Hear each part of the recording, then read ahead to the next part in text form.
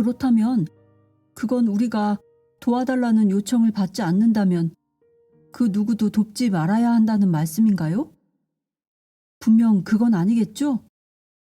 그렇지 않다면 우리는 결코 인도에 굶주리는 아이들이나 아프리카에 고통당하는 민중들 혹은 그 외 다른 곳에 가난한 사람들이나 학대받는 사람들을 도울 수 없을 겁니다. 모든 인도적인 노력은 없어질 테고 모든 자선이 허용되지 않을 겁니다. 우리가 명백히 옳은 일을 할 수 있으려면 어떤 개인이 절망에 빠져 우리에게 절규하거나 어떤 나라의 국민들이 도움을 간청할 때까지 기다려야 한다는 겁니까? 보다시피 그 질문에는 스스로 답하고 있다. 만일 어떤 일이 명백히 옳다면 그렇게 하라. 그러나 네가 옳다와 그르다에서 극단적인 판단을 내리고 있음을 기억하라. 모든 건 오로지 너희가 그렇다고 보기 때문에 옳거나 그를 뿐이다. 어떤 것이 그 본질에서부터 옳거나 그른 것은 아니다. 아니라고요? 옳음이나 그름은 본래의 상태가 아니다. 그것은 개인의 가치 체계 속에서만 있는 주관적인 판단이다. 너희의 주관적인 판단들로 너희는 자신의 자아를 창조한다. 너희는 너희 개인의 가치들로 자신이 누구인지 판단하고 증명한다. 세계는 너희가 이런 주관적인 판단들을 내릴 수 있도록 하려고 지금 같은 모습으로 존재한다.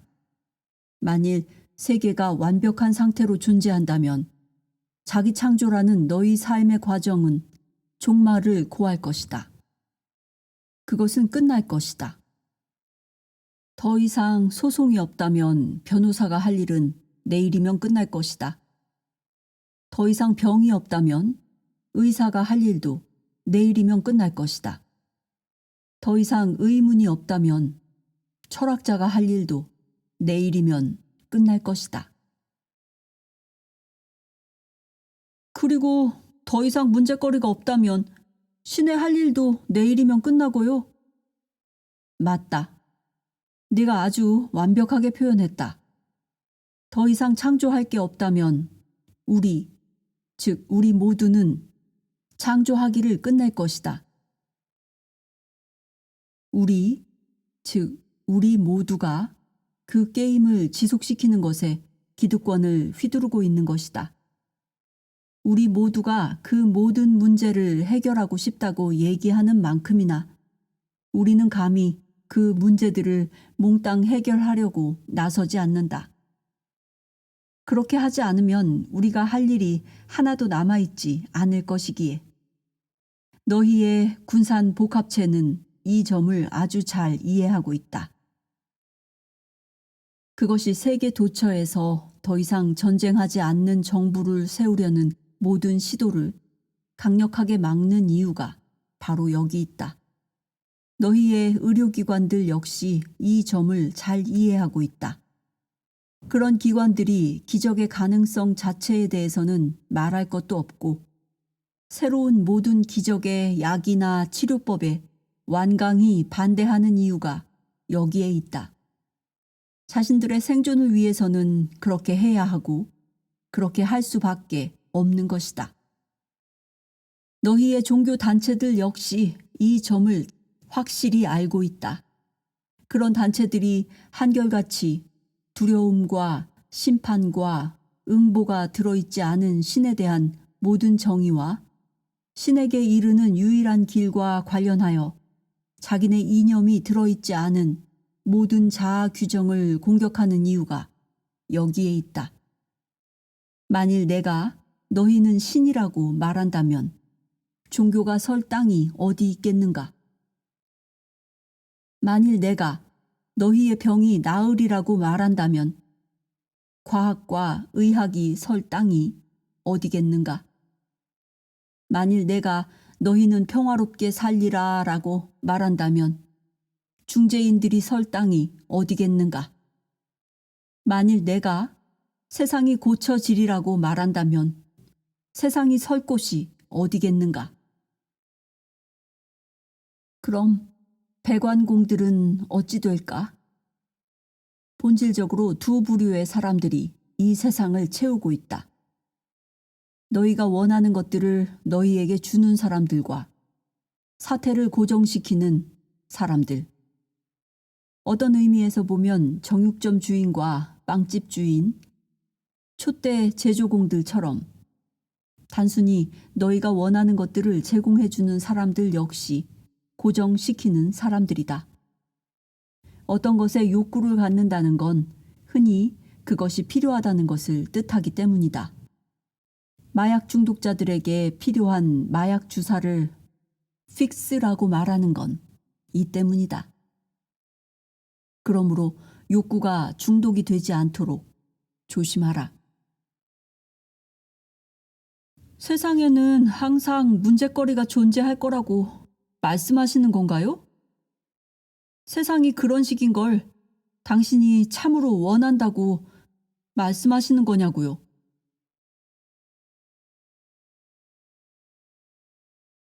나는 눈송이가 지금 존재하는 방식 꼭 그대로 존재하듯이 세상도 지금 존재하는 방식대로 존재할 거라고 말하는 중이다. 그런 식으로 세상을 창조한 건 너희다. 너희가 지금 있는 꼭 그대로의 너희 삶을 창조했듯이 나는 너희가 원하는 걸 원한다. 너희가 진실로 굶주림의 종식을 원하는 바로 그날 더 이상 굶주림은 존재하지 않을 것이다.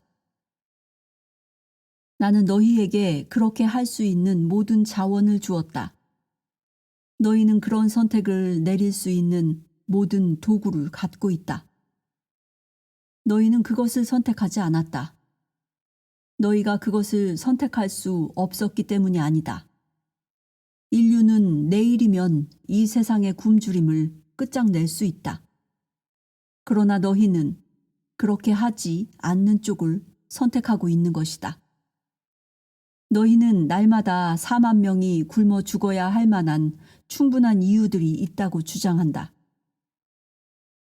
충분한 이유란 건 없다.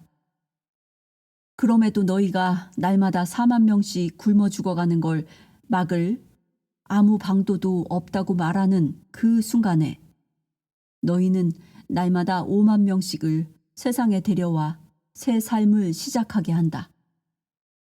그리고 너희는 이것을 사랑이라 부른다. 너희는 이것을 신의 계획이라 부른다. 따뜻한 연민은 말할 것도 없고 논리나 이성을 전혀 찾아볼 수 없는 이런 계획을. 나는 너희가 선택했기 때문에 세상이 지금식대로 존재한다는 사실을 적나라한 용어들로 설명하는 중이다. 너희는 너희의 환경을 체계적으로 파괴하면서 이른바 자연재해들을 신의 잔혹한 장난이나 자연의 냉혹한 법칙을 보여주는 증거로 들이대고 있다. 장난을 쳐온 쪽은 너희이고 잔혹한 쪽은 바로 너희의 법칙이다. 어떤 것도 다른 어떤 것도 자연보다 더 온화하진 않다. 그리고 어떤 것도 다른 어떤 것도 인간보다 더 자연에 잔혹하게 대하진 않는다. 그런데도 너희는 여기에 절대 말려들지 않으려고 옆으로 비켜선다. 모든 책임을 부정한다. 너희는 그것이 자신의 잘못이 아니라고 말하는데 이 점에서는 너희가 옳다. 그건 잘잘못의 문제가 아니다. 그것은 선택의 문제다. 너희는 내일이라도 열대우림의 파괴를 끝내는 쪽을 선택할 수 있다. 너희는 너희 행성 위를 떠도는 오존층의 고갈을 그만두는 쪽을 선택할 수 있다. 너희는 너희 지구의 정교한 생태계에 대한 쉼없는 공격을 멈추는 쪽을 선택할 수 있다. 너희는 눈송이를 다시 엉기게 하거나 혹은 적어도 그것이 가차없이 녹는 걸 중단시키려고 애쓸 수 있다. 하지만 과연 너희가 그렇게 할까? 마찬가지로 너희는 내일 당장 모든 전쟁을 끝낼 수 있다. 쉽고도 간단하게. 필요한 것, 지금까지 항상 필요했던 것은 너희 모두가 동의하는 것뿐이다. 그러나 만일 너희가 서로 죽이는 짓을 끝내는 것처럼 극히 간단한 일에도 함께 합의를 볼 수 없다면 어떻게 하늘에다 대고 종주먹을 치면서 너희의 삶을 질서 잡히게 해달라고 외쳐댈 수 있단 말인가? 너희 스스로 하지 않는 어떤 것도 내가 너희를 위해 하지는 않을 것이다. 이것이 법칙이고 이것이 예언이다.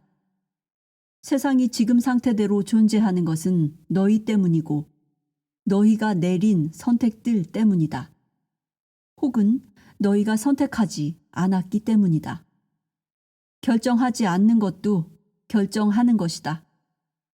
지구가 지금 모습대로 존재하는 것도 너희 때문이고 너희가 내린 선택들 때문이다. 혹은 너희가 선택하지 않았기 때문이다. 너희의 삶이 지금 방식대로인 것도 너희 때문이고 너희가 내린 선택들 때문이다. 혹은 너희가 선택하지 않았기 때문이다. 하지만 사람들은 이렇게 말할 겁니다. 저는 그따위 트럭에 치이길 선택하지 않았습니다. 저는 그 강도에게 습격당하거나 그런 미치광이에게 강간당하길 선택하지 않았습니다. 세상에는 이렇게 말할 사람들도 있기 마련입니다. 너희 모두가 도둑의 마음속에 훔치려는 욕구, 즉 감지된 필요를 만들어낸 상황의 원인 제공자들이다. 너희 모두가 강간을 가능케 하는 의식을 창조했다. 너희가 자신에게서 범죄를 일으킨 이런 면을 볼 때에야 비로소 너희는 그런 범죄가 일어나는 상황을 치유할 수 있다. 굶주린 사람들에게 먹을 걸 주고 가난한 사람들에게 존엄성을 부여하라. 운 나쁜 사람들에게 기회를 줘라. 더 나은 내일이라는 사소한 약속으로 대중을 움츠러들게 하고 화나게 만드는 편견을 끝장내라. 성에너지에 대한 무의미한 금기와 억압들을 치워버려라. 그보다는 성에너지의 경위를 진실로 이해할 수 있게, 그것이 자연스럽게 흐를 수 있게 사람들을 도와주어라. 그러면 너희는 강도와 강간을 영원히 종식시키는 사회로 나아가는 긴 여정에 들어설 것이다.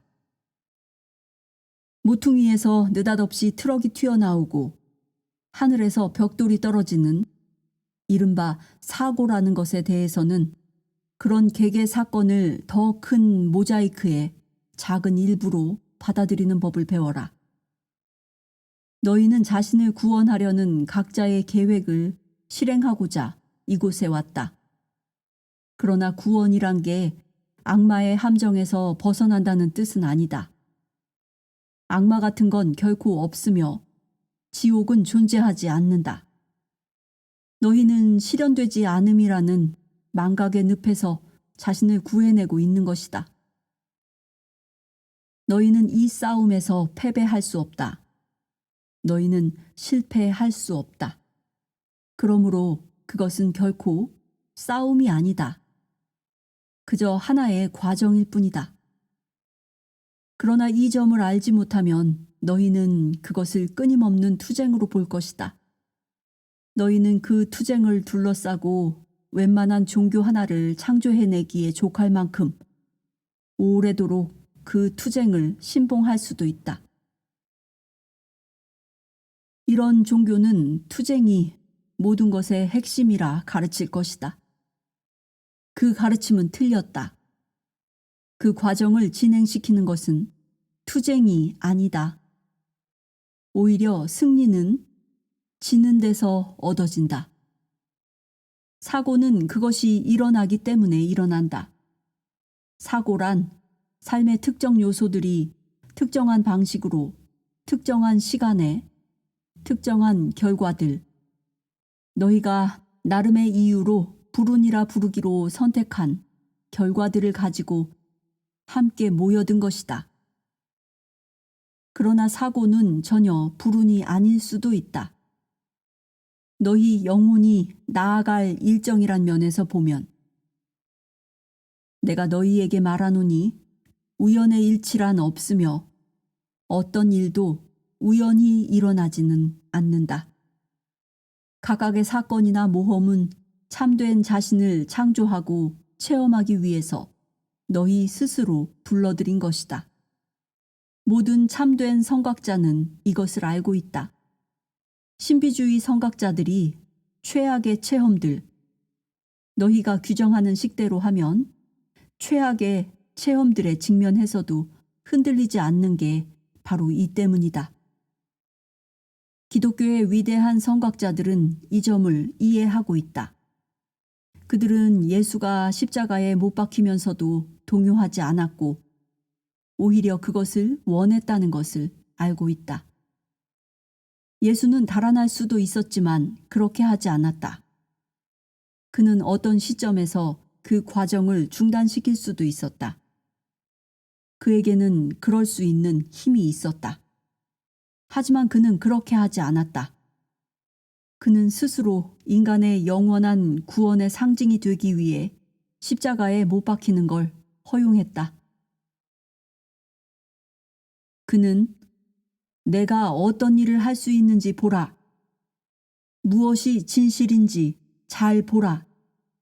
그리고 너희 역시 이런 일들, 아니 이보다 더한 일들도 할 수 있다는 걸 깨달아라. 그러기에 내가 너희가 바로 신이라 하지 않았더냐. 그런데도 너희는 믿지 않는다. 너희가 정 자신을 믿지 못하겠다면 나를 믿으라 라고 말했다. 예수의 연민은 그토록 커서 모두가 다 하늘나라, 즉 자기 시련에 이를 수 있게끔 세상에 강력한 충격을 줄 수 있는 방법을 청했고 다른 방법이 전혀 없다면 자기를 써서 그렇게 해달라고 청했다. 그는 불행과 죽음을 굴복시켰기에 드디어 그 방법을 창조할 수 있었다. 그리고 너희 역시 그렇게 할 수 있다. 예수의 가장 큰 가르침은 너희가 앞으로 영원한 삶을 누리리라는 것이 아니라 바로 지금 누리고 있다는 것이었으며 너희가 앞으로 신과 형제가 되리라는 것이 아니라 바로 지금 그렇게 되고 있다는 것이었고 앞으로 너희가 구하는 건 뭐든지 갖게 되리라는 것이 아니라 바로 지금 그렇게 하고 있다는 것이었다. 이것을 아는 게 너희에게 필요한 전부다. 왜냐하면 너희 현실의 창조자는 너희이며 삶은 너희가 그렇게 되리라고 생각하는 꼭 그대로 실현될 수 있기 때문이다. 너희가 생각하는 것이 현실이 된다. 이것이 창조의 첫 단계다. 성부는 생각이다. 너희의 생각은 모든 것을 낳아주는 부모다. 그건 우리가 명심해야 할 법칙의 하나군요. 그렇다. 다른 것들도 말씀해 주실 수 있습니까? 나는 다른 것들도 말해줬다. 시간이 시작된 이래로 줄곧 그것들 전부를 너희에게 얘기해왔다. 나는 수도 없이 되풀이했으며 수많은 선각자들을 너희에게 보내주었다.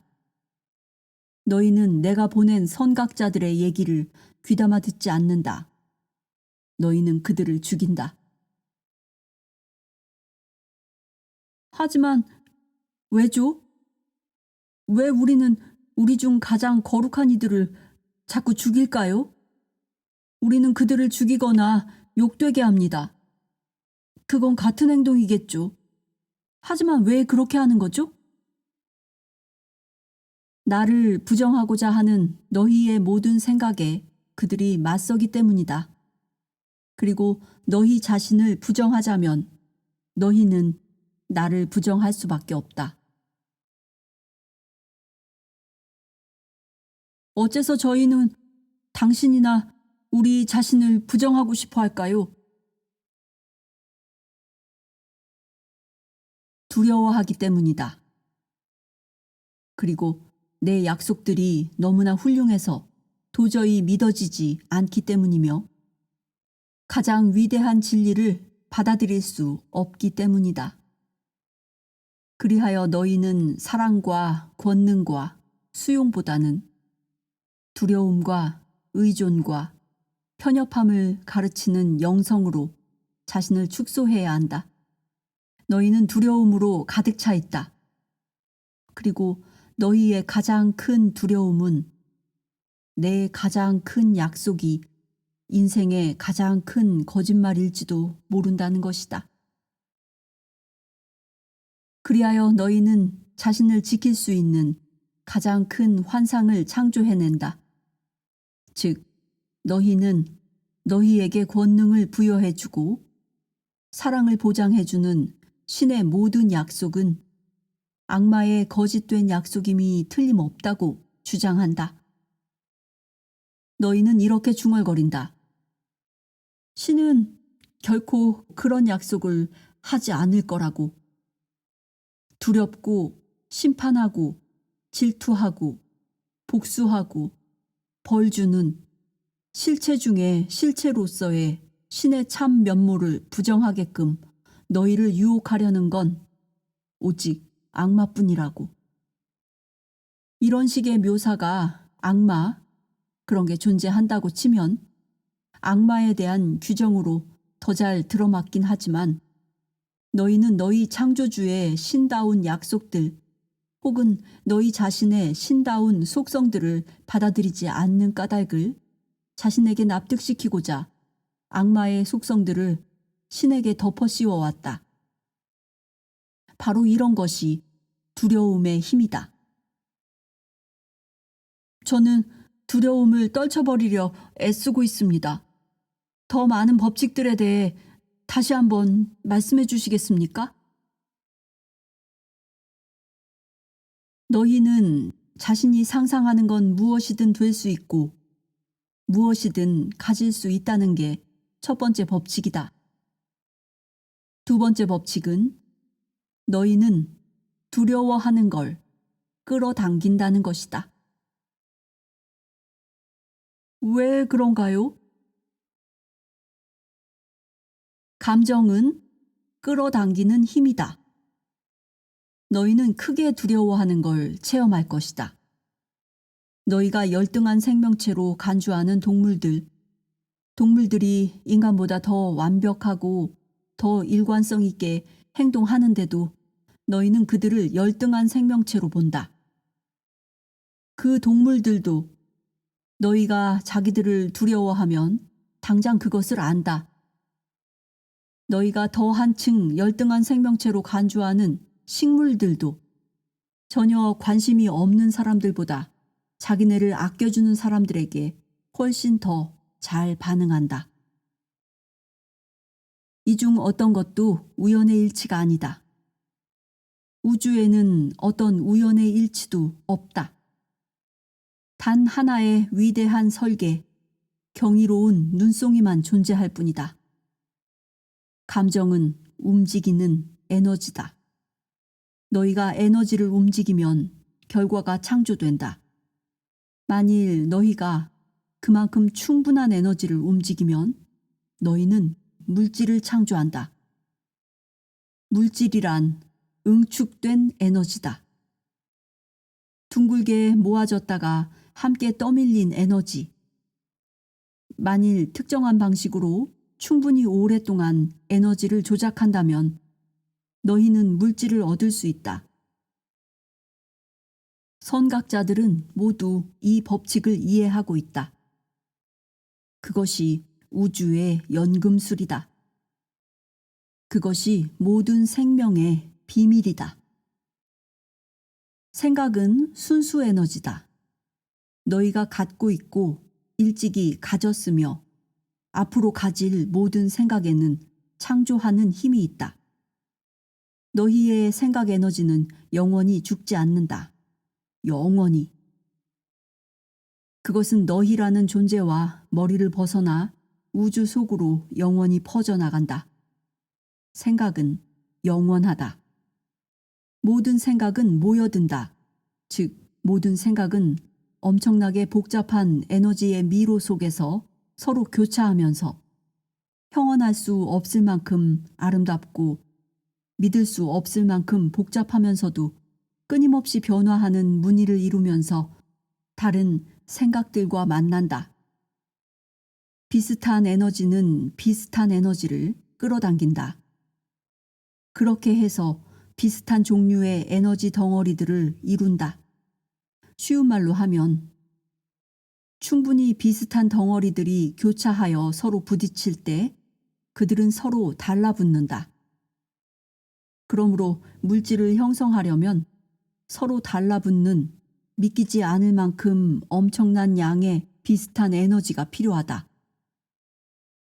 물질은 이런 순수 에너지에서 형성된다.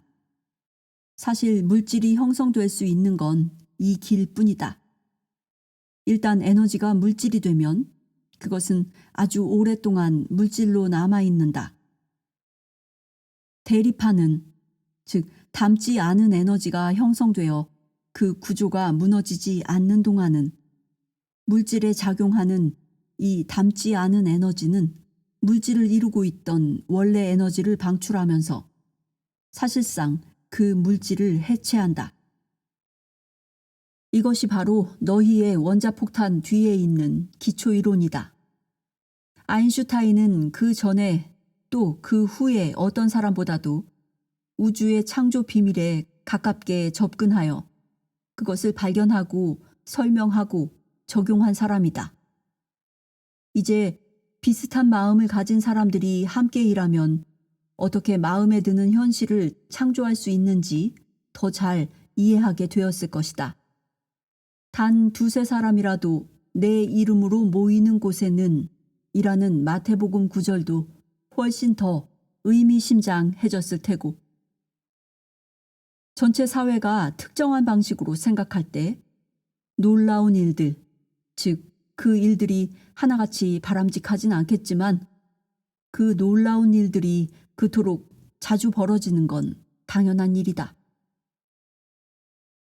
예컨대 두려움 속에 사는 사회는 실제로 또 불가피하게 그 사회가 가장 두려워하는 형식으로 가장 두려워하는 것을 만들어내는 일이 무척 자주 있다. 비슷하게 대규모 공동체들이나 집단들은 종종 결합된 생각 혹은 일부 사람들이 공동 기도라 부르는 것으로 기적을 일으키는 힘을 찾아낸다. 그래서 개인의 생각이나 기도, 소망, 바램, 꿈, 두려움이 놀랄 만큼 강하다면 개인들 역시 당연히 그런 결과들을 빚어낼 수 있다. 예수는 일상적으로 이런 일을 했다. 그는 에너지와 물질을 어떻게 다루며 어떻게 재배열하고 어떻게 재분배하며 어떻게 하면 완전히 지배할 수 있는지 이해하고 있었다. 대다수 선각자들 역시 이것을 알고 있었다. 지금은 많은 사람들이 이것을 알고 있다. 너 역시 이것을 알 수 있다. 지금 당장이라도. 이것이 바로 아담과 이브가 함께 나눈 선악에 관한 지식이다. 그들이 이것을 이해하기 전까지는 너희가 아는 바대로의 삶은 존재하지 않았다. 너희가 최초의 남자와 최초의 여자를 나타내기 위해 붙인 가공의 이름들인 아담과 이브는 인간 체험의 아버지, 어머니였다. 아담의 타락으로 표현되어 온 것은 사실은 아담의 상승이었다. 이것은 인류사에서 가장 위대한 단일 사건이었다. 왜냐하면 그 사건이 없었다면 상대 개는 존재하지 않았을 것이기 때문이다. 아담과 이브의 행동은 원죄가 아니라 사실은 최초의 축복이었다. 너희는 아담과 이브가 인류 최초로 잘못된 선택을 했기 때문에 선택 자체를 할 수 있게 해줬다는 점에서 그들에게 진심으로 감사해야 한다. 너희 신화는 여기서 이브를 나쁜 사람, 즉 선악의 지식을 아는 열매를 따먹고 아담을 몰래 꿰어내 함께 그 짓을 하게 만든 요부로 설정했다. 신화의 이런 상황 설정에 힘입어 그때 이후로 계속 너희는 남성이 타락한 것이 여성이라는 설정을 해왔다. 그로 인해 성에 대한 왜곡된 관점과 혼란은 말할 것도 없고 온갖 종류의 비뚤어진 현실이 생겨났다. 너희는 어떻게 그렇게 나쁜 것에 그렇게 좋은 감정을 품을 수 있는가? 너희가 가장 두려워하는 것이 너희를 가장 크게 괴롭힐 것이다. 두려움은 자석처럼 그것을 너희에게 끌어다 줄 것이다. 너희가 창조해낸 모든 종교 교리와 전통에서 나온 너희의 성스러운 경전들에는 하나같이 두려워하지 말라는 누구에게나 명백한 충고가 담겨 있다. 너는 이것이 우연이라고 생각하는가? 법칙들은 지극히 간단하다. 첫 번째, 생각에는 창조하는 힘이 있다.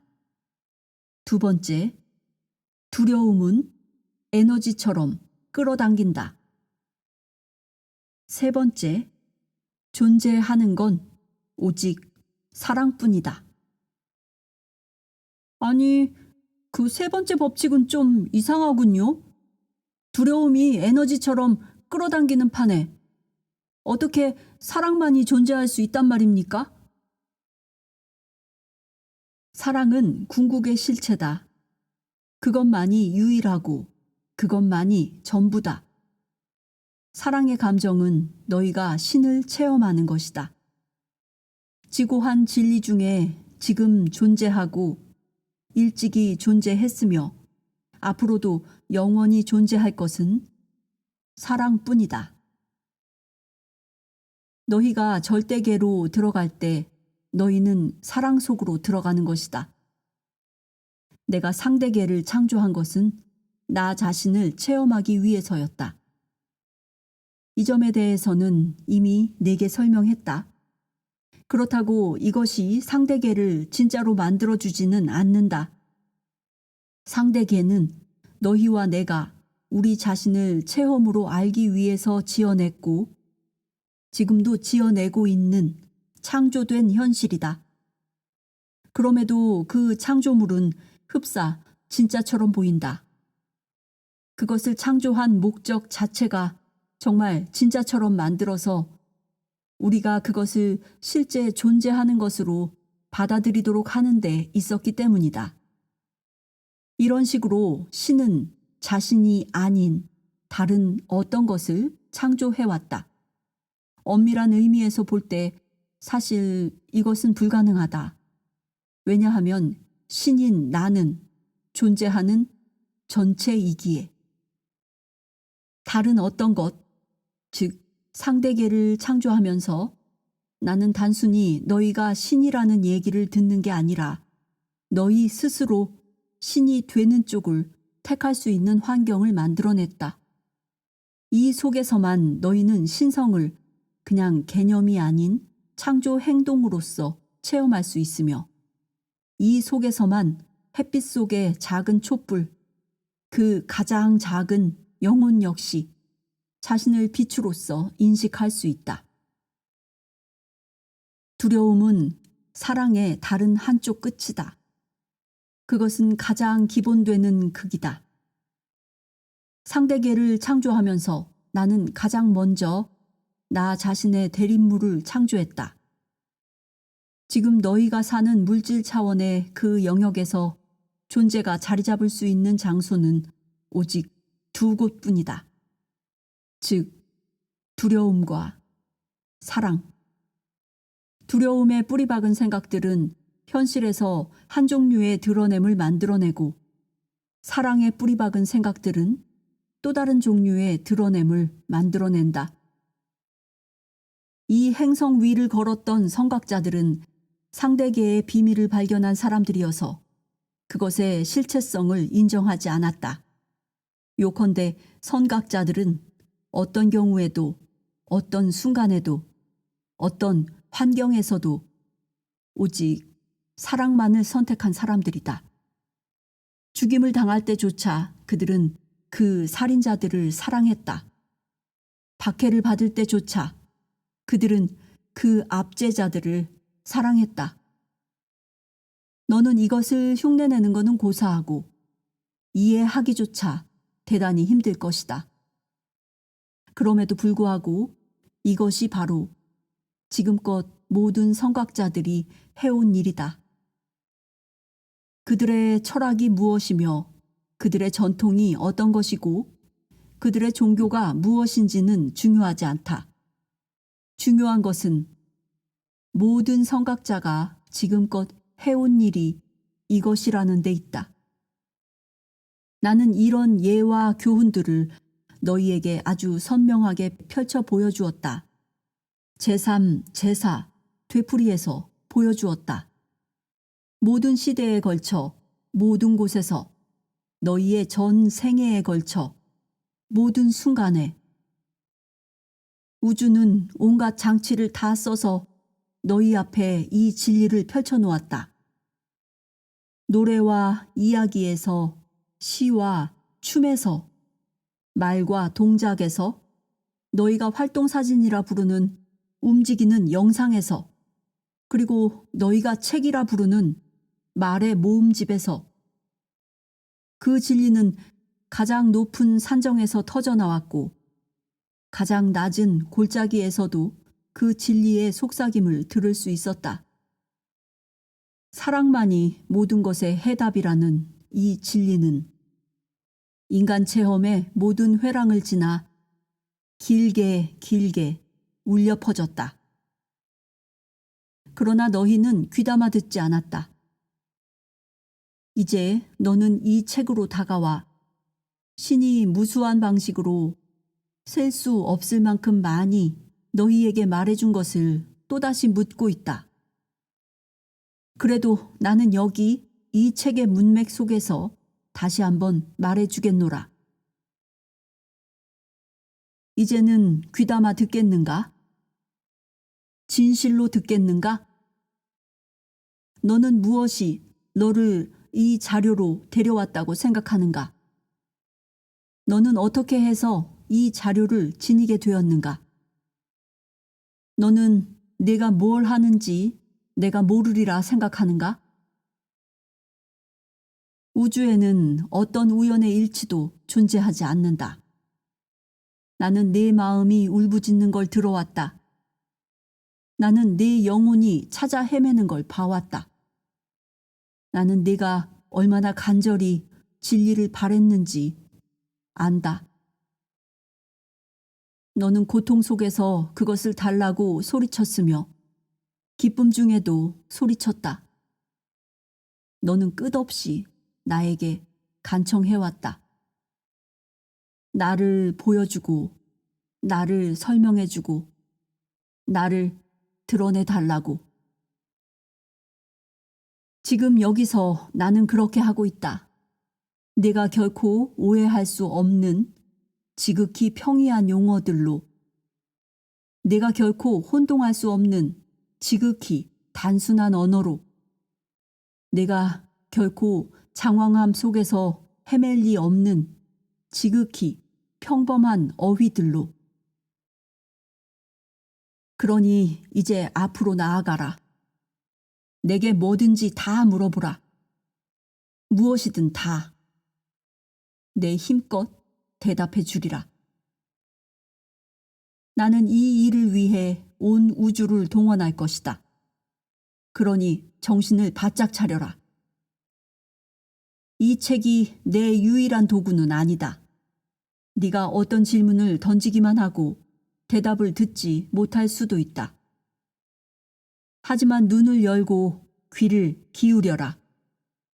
네가 듣는 노랫말과 네가 읽는 다음번 신문 기사와 네가 보는 다음번 영화의 줄거리와 네가 만나는 다음번 사람의 우연한 중얼거림에 혹은 내 귀를 간지럽히는 다음번 강과 바다와 바람의 속삭임에 이 모든 장치가 다 내 것이다. 이 모든 길이 다 내게로 열려 있다. 네가 귀담아 듣는다면 나는 네게 말할 것이며 네가 나를 초대하면 나는 네게 갈 것이다.